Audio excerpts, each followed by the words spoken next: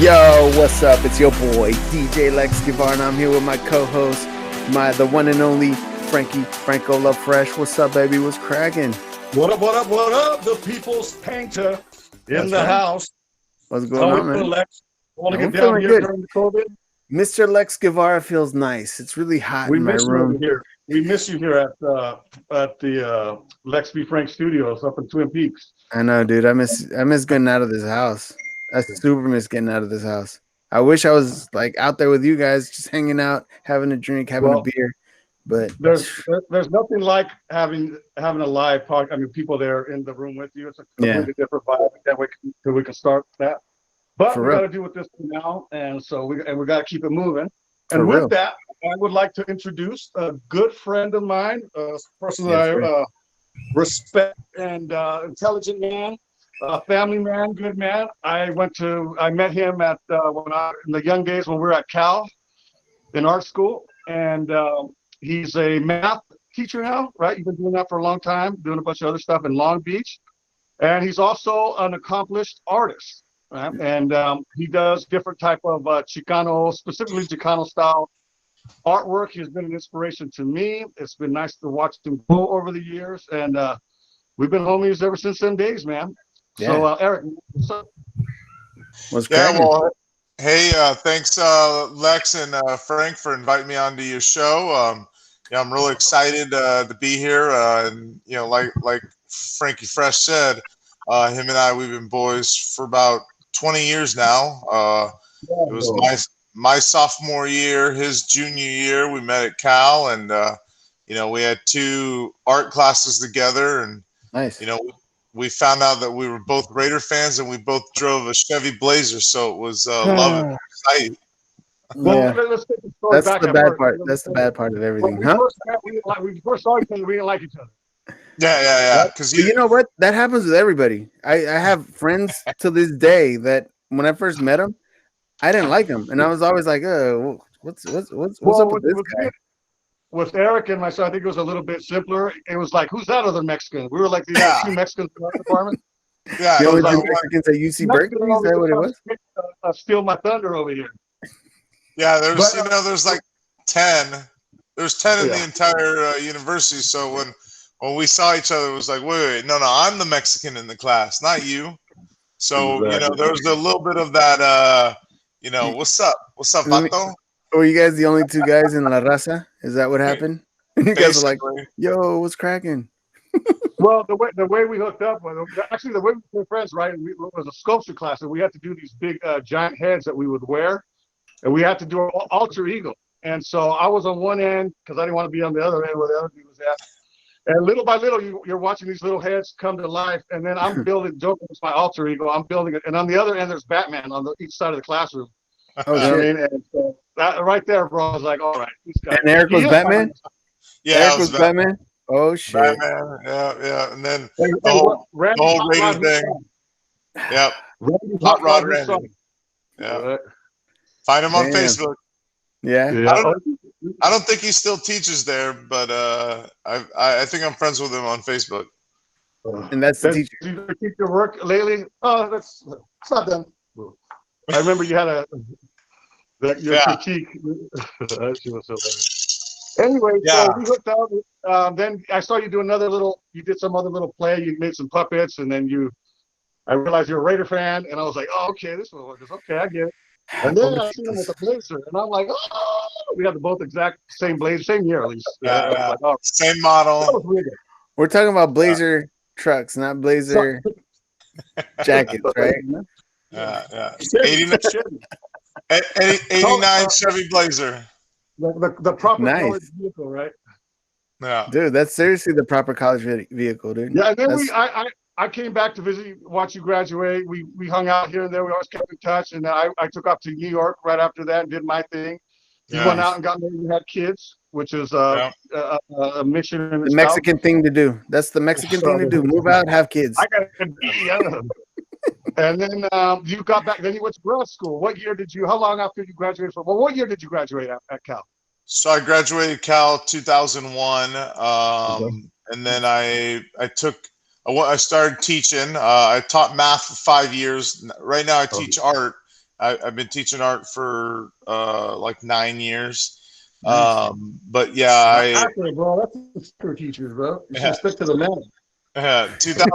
2010, I decided, hey, I told myself I was going to go to grad school about 5 years after Cal, and it had already been 7 by then. So I was like, it's do or die. I need to do this. How old were you when you started? I was 30. I was 30 when I started. Okay, so I got mine when I was 30. Yeah. 30. Yeah. So good. Wow. So, but you forgot to tell the part before you got into grad school. You were inspired by your homie Francisco Franco. Then you. Well, I mean, doesn't that go without saying? But for real, Frank, like Frank was on another level at Cal, and I always aspired to be like him. I knew. And that, he's a very talented guy, and so he is. I was a little older than you. Yeah. Well, and I think. Well, but I do think that you also kind of got that training that early on that I was hungry for, that eventually I got at LCAD. Yeah, we had this because we were still steeped in that art school, abstract, conceptual stuff, and they were still trying to distract us from doing any kind of drawing or figurative stuff. And I was set in my ways, man. I wanted to go to that school in New York just because it was the only one at the time, and it paid off because now. Not listening to your teachers pays off sometimes. It ended up now it's everywhere. It's a trend now. Yeah, you know what I mean? So to Eric's students, don't listen to him, right, Eric? That's what Frankie's saying basically. He's like, don't listen to your teachers. Hey man, they don't. They don't, man. You gotta follow your gut. For sure. Always follow your gut, for sure. Yeah. I got a couple students that listen to me, but there's a lot that don't. You know how this younger generation is. They think they already know. So. Oh yeah. Well, that's because you're teaching high school. That's why I would never teach high school. Because it's like I would never want my students talking to me the way I used to talk to my high school teachers. and if you teach it like as a professor at college level, you can just say, hey, bro, you're paying me to be here. You know what I mean? You're the one leaving. You know what I like about high school girls is I get older. They stay the same age. Whoa. You sound like Trump right now, bro. This is not a Trump endorsed show, by the way. Well, this is cancel culture, bro. Hey, edit that out. Dude, that editing is only the beginning and the end of the show, so I don't know what we're gonna do about that, but whatever. It's all good. I'm more into college girls, so. I was going to tell you. So I was looking at all your artwork and I felt a little inspired by all the you have like it's very political, it's very loud. I love it because it sends a message, and it sends a message to all the people that are like, pro Trump and shit like that, because you know what? We're living in an age right now where Trump just fucking sucks. You know what I mean? And it's just people don't see it. No, I'm sorry. I'm sorry to break that to you, Frank, but no, but it's like I love your art, man. It's inspiring. It's like it's cool. Thank you. On that note, tell them about the Trump show that we had that you put together that we were in, and that was a good one. About that show. So in 2016, or 2017, right after he was inaugurated, I had contacted a studio or a gallery called Avenue 50 Studios there, and shout out to them. Yep, shout out to them in Highland Park, and the lady that runs the place, Kathy Gallegos. Shout out to Kathy. Shout out to Kathy. Thank you, Kathy. I proposed my idea for, to have a show 100 days into his presidency. The first 100 days.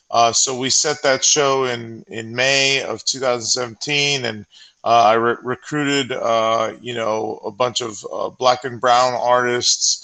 And, the message was that this was going to be Art is Resistance, a show centered around works and artists that are fighting against the Trump agenda.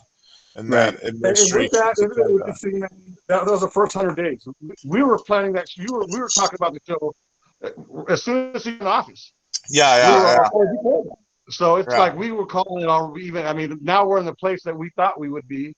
Yeah. It's funny that people even will try to argue that. I mean, people were probably more arguing the point back then, sticking up for him or whatever. But here we are now, man, and it's like, I mean, we knew it was going to be all bad. At least I did. You want to know something? You want to know something? You just said something. You said we did this way before he even was even in office, right? Well, no, we were talking about it. I can't even. I never thought this guy would be in office. I wouldn't. It was like it was when he got into office. The day he got elected, it was so surreal, dude. I felt like the streets were. It was like 9/11. Oh, dude, it was the weirdest time, the weirdest moment of my life. Bo, you're still living them. You're still in them. Oh, for sure. It felt like when the Raiders lost that Super Bowl in San Diego to Tampa Bay. Bro, that's what it felt like, man. What? Dude, I went to San Diego to be close to them. Dude, do you know what it's like to drive home from San Diego? It's just sad to be a Raiders fan. Let's just be real. After you got your ass kicked, you're like, oh. Well, I felt like we felt like we got a punch to our stomach. I remember that night. We were watching the reporting come in, and everybody thought Hillary was gonna win. And so we're sitting there with my kids. I've got a daughter. She's my youngest child, and like my wife had mentioned something. Oh, when you wake up tomorrow, we might have the first female president. And my daughter was super excited. And that next morning, when they woke up, her first question was, did a woman get elected president? And we had to break it to her that no, like that didn't happen. Bro, right? Yeah. When you looked at all the polls late at night before you went to sleep, Hillary was kicking ass, right? Before you fell, it looked like no. When my daughter went to sleep, it was they were close, but Trump had a little bit of lead. And everybody was surprised. I mean, it was basically an upset from about 8 p.m. going on. Who wasn't surprised? Looking good. You know who wasn't surprised? You know who wasn't surprised was the Russians. That's the one that started ticking the numbers. Nah, dude. You know what? My whole thing with him, bro, is right from the beginning with the whole Mexicans and the rapists and all that. That to me was like, I didn't like him for a lot of reasons, but I didn't have a problem with them. But once he started attacking us, you know what I mean, and then with the immigrations, dude, that was like, fuck this motherfucker. I used to watch this show on Channel 4, The Apprentice. You watched that shit? I watched it, and this is before he came out. And then he comes out and says, Mexico doesn't send their best, they send their rapists and all that stuff. I was like, what the? Yeah, I was like, WTF. And that after that, we stopped. No, you can say what the fuck. Shit. You can say that. This is an R-rated show. It's all good. All right. I mean, we drink on the show. You want. This is a podcast. Say whatever the hell you want. I mean, if you get canceled or fired, that's on you. But say you gotta be careful. That's all I'm saying. But no, podcast is dope because it's an open format like this. Yeah, man, and that's the real thing with me. And you know what, bro? It's like he basically demonized them so that he could, that's what he does. It was so he could win an election. Yeah. And what he says and what those people, it matters, man. You know what I mean? People, you'll see this is more Mexicans will start to get arrested or killed, whatever it is. These people will start to, you know what I mean? And now we're the fucking enemy. And it's what? And that's why I can't stand when I see a Mexican on Facebook posting his Trump shit, his MAGA, and all that. Yeah.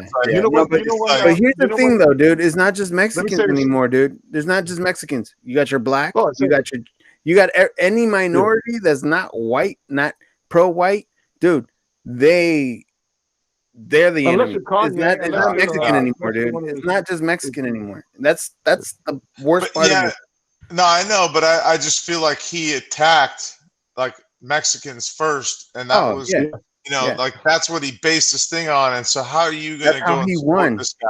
It was his fucking wall. It was and that's the reason why he attacked the Mexicans. And it's not even by the way, 3 miles of that wall have been built. Fucking puto. Have you seen the video where the hurricane comes in? Have you seen the video where the hurricane comes in and blows that? Yeah. Dude, I watched that thing so many times. It's like a relaxing Victory. video to watch. Wait, there was a video of the wall getting blown over? Yeah, when this latest hurricane kicked in, it blew down a big section of these walls, dude. They just fell like nothing. The wind, bro, the wind.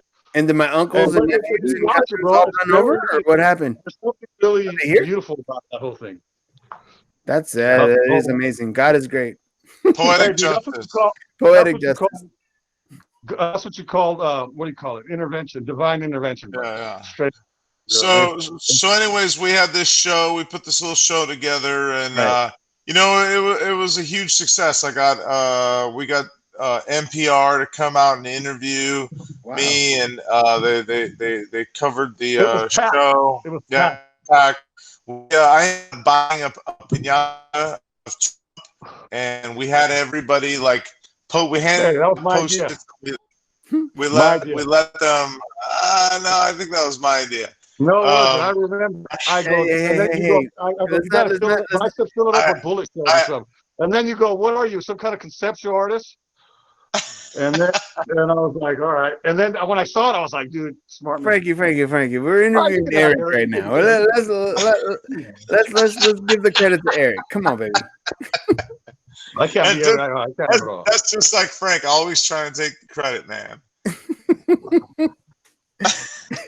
Frankie. So anyway, just call it like it is, homie. So anyways, but there were celebrities there, man. It was packed. It was a badass show, dude. That was dope. I forgot about that. I just started remembering that was I had fun. Yeah. There was a lot of people there. We ended up beating the crap out of that piñata, man. Everybody cheered when that thing broke. The little kid. What was in it? I want to know what was in that piñata. I put candy, man. Yeah. What kind of candy? What kind of candy? Was it Mexican candy? Or not Mexican candy. I'm not a fan of Mexican candy, so I put some nice chocolate Hershey's. Nice chocolate American candy. American candy.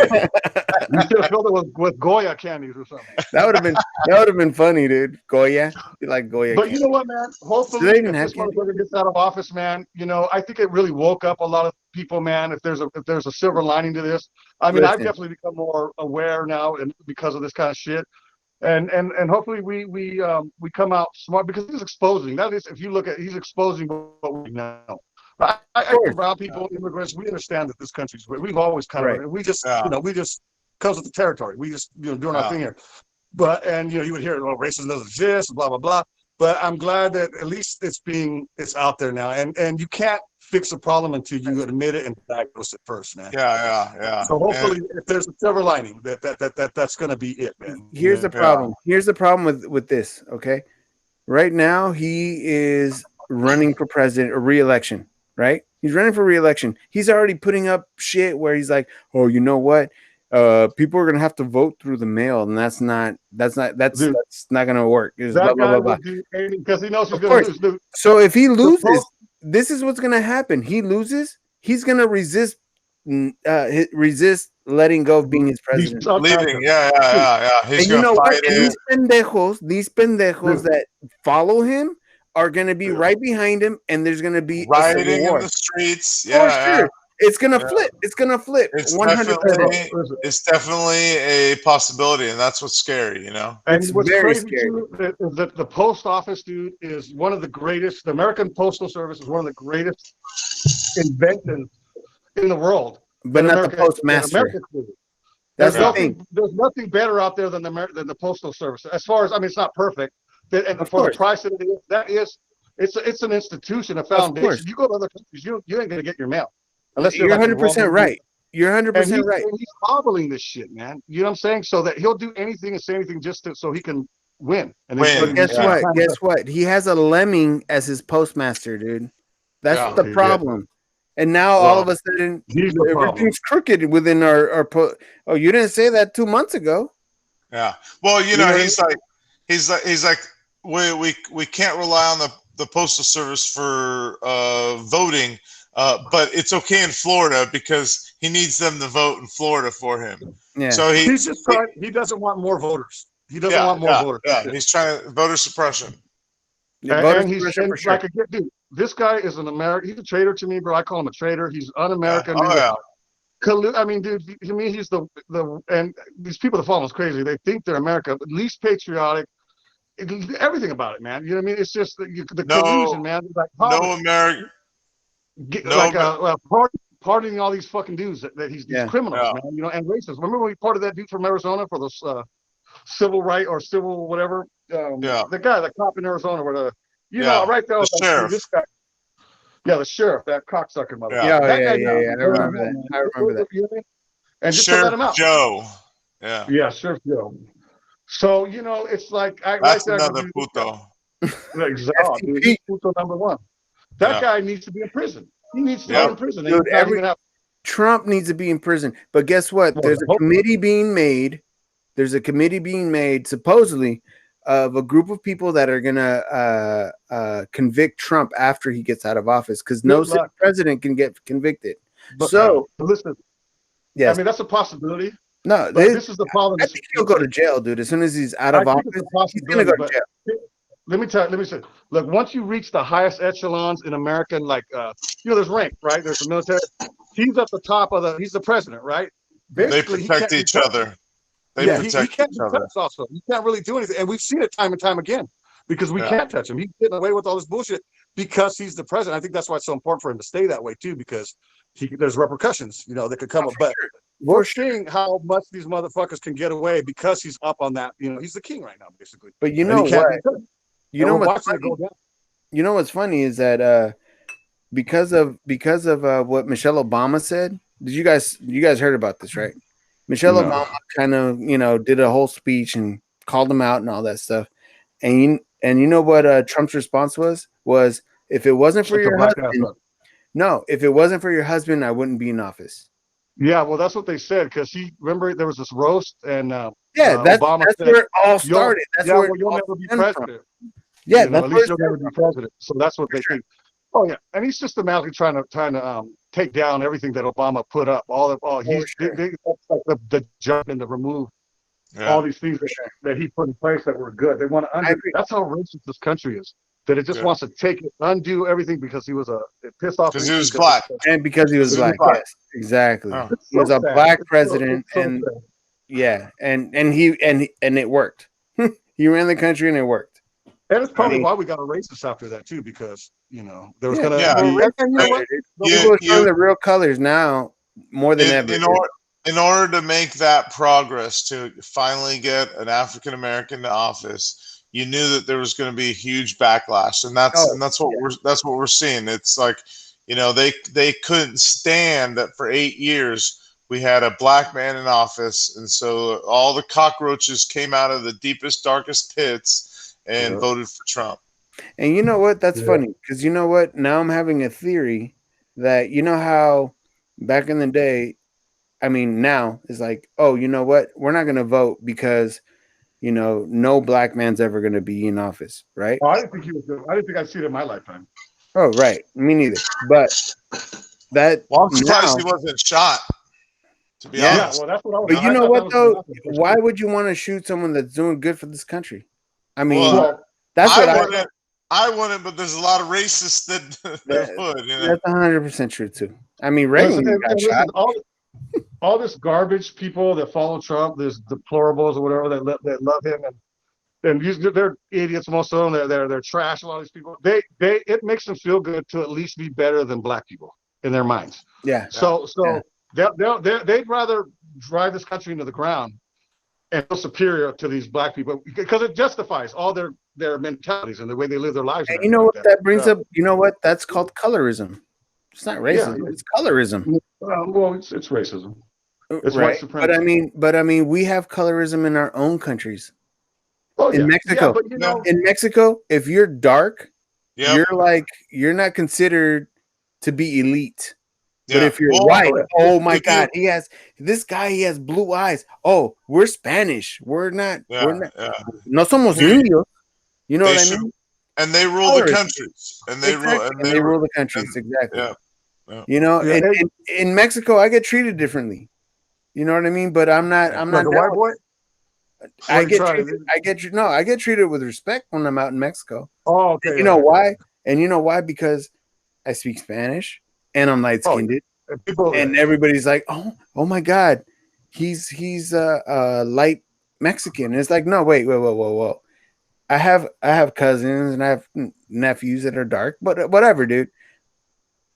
I'm gonna tell you a sad story. I'm gonna tell you a sad story. My own father, being from Mexico, I was born, dark, super dark. My grandfather's Native American, here native from California, and my dad looked at me different because I was darker, because I was more like my mother's side. You know what I mean? And my brother was lighter, and there was a different type of dynamic that just because I was born like.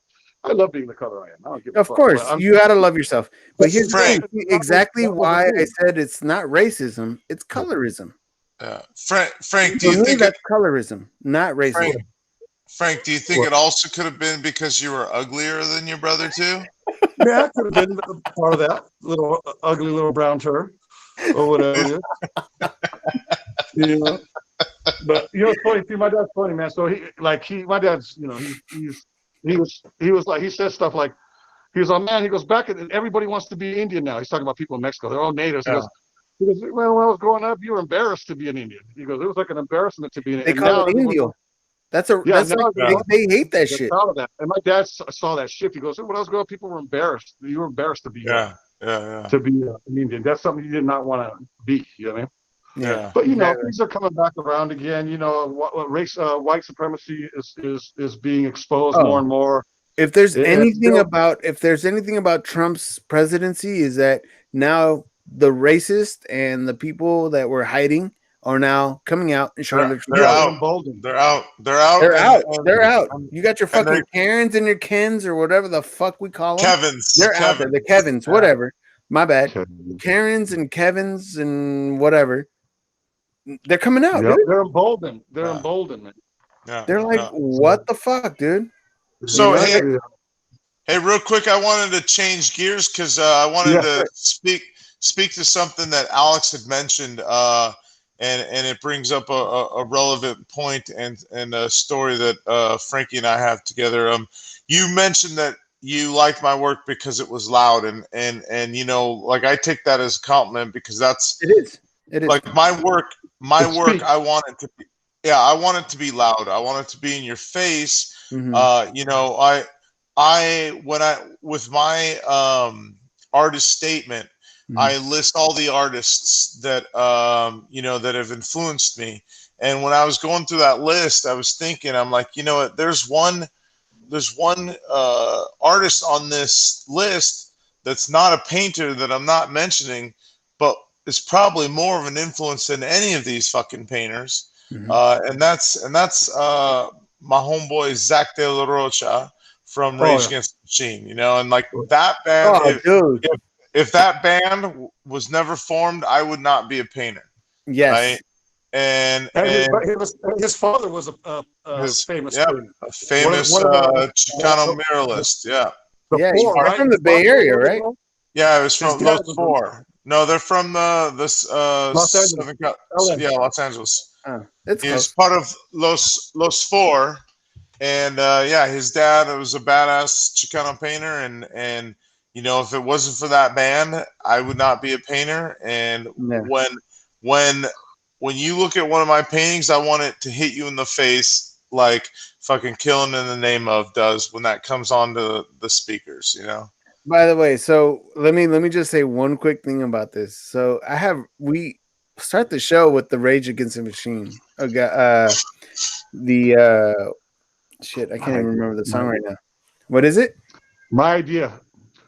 I don't remember it being yours. Turn off the radio. Hey, don't you know everything's Frank's idea? Isn't it? Yeah. But you know what stuck out? It was that line that stuck out to me. It was how's that line? The main line. Kill that wax. It goes the Guerrilla Radio. Guerrilla Radio. Guerrilla Radio, yeah. And I like that as an intro because it was like that's what we are. This is like the Guerrilla Radio. This is Guerrilla Radio. Yeah. I wanted to say, Rage you know, come on our show. Come on our show. We're gonna have Eric back here too, so we got you guys back. I know we're not paying you anything for letting us use your track, no, but you know that's what I wanted to get to. Is like I threw this on YouTube, and YouTube was like, "Sorry guys, you can't use Gorilla." Gorilla Radio, and I'm like, we're gonna have to make our own version. So they cut it out. They cut it out for us. They edited it for us, but we need to do our own version. Yeah. You gotta get your boys. Oh, you know what? Real quick, Eric, since this is about you, of course. You were in a fucking rock band. Yes, I was. Eakin is dead. Ekin is dead for 7 years. I played in that band. I played bass, and I tried to rock the bass like Timmy C from Rage, and we did a couple. We used to finish our shows with a 3-song medley of Rage. Yeah, of Rage Against the Machine covers, and what? You guys actually went on tour too. Yeah, we'd go on tour. We hit the East Coast. We went up and down the West Coast. Played in Canada. Played in probably about 13 states total. Did you go to Mexico? Yeah. No, we did not. But playing a show in TJ would be a highlight. That would be amazing. And then you go see the Dumpy show right after. So you came to the Bay a few times. We'd go watch you when you were in town. Every chance we got, you would go watch you. Yeah, we played Modesto. We played Modesto once. Remember that? Yeah, that's funny. Wait, you did? I don't think so. Or maybe not. Maybe not. You came. Maybe it wasn't Modesto. It was the Bay. It was what do you call it? But it was Livermore. Yeah, that's it. East Bay. East Bay. Yeah, pretty much Modesto. Yeah, you got to go. Once you go over the hill, you're good. But you're right there. Another thing. So you invited us to a show in LA. We went to go see you, and that was the baddest, one of the dopest. Like LA, I was like, oh, these guys made it, dude. That one was one of the best shows. That was with the original band Ekin. Yeah, we had VIP treatment at that club. That's what's up. Yeah, man. That night we felt like rock stars because of the way they treated us and that was. Yeah. Well, awesome. I remember, for Mexican, I'm kind of tall for Mexican. I remember not being able to see over people's heads, thinking like, I was like, people in LA are taller, man. I was thinking of my friend, I was JJ and Danny. I go, now I know how you guys feel. It was weird. That's called heightism.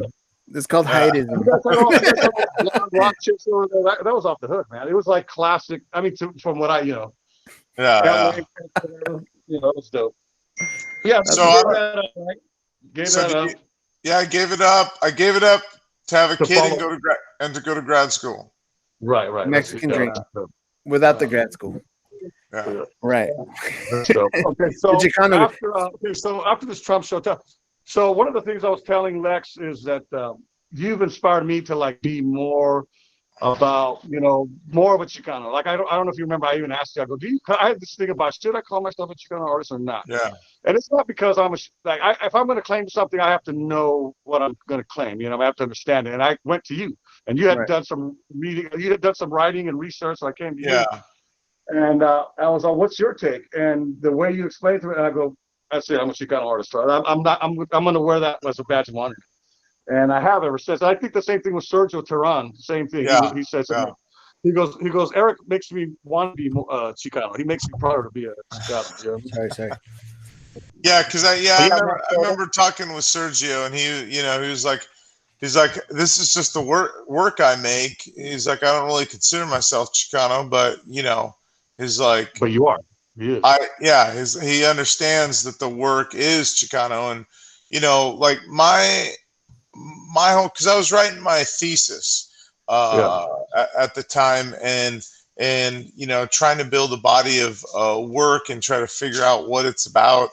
And everything that I was painting, was about basically my culture and my people, and for me it's, and maybe not Lex knows how this feels, but as a light-skinned Mexican growing up not speaking Spanish, a lot of times Yeah, I used to get called Wedo, and oh, you're not Mexican. Oreo cookie. Yeah, you're not Oreo Mexican. I don't think Oreo cookie applies to him. Okay, the other one. The reverse, the vanilla cookie. Coconuts. But that's funny. And to me, I always, inside I felt Mexican as hell, and I didn't understand why people were hating. So for me, I had to work so hard. I felt like to prove that I was Chicano. That like, I'm like, this is it. That's who I am. So let me ask you this. And I'm sorry to cut you off, but no worries. I kind of want to know. I don't consider myself Chicano. I consider myself Mexican American. We always, Frankie and I always have this conversation because it's like, I'm Mexican American. My parents are Mexican. I was born here, right? Yeah. But my root, my heart is Mexican, is Mexico, right? Yeah. Yeah. Can I get some? So with that, real quick, and I think that says a lot. If we can elaborate on the Chicano thing. A Chicano is it's a stance that you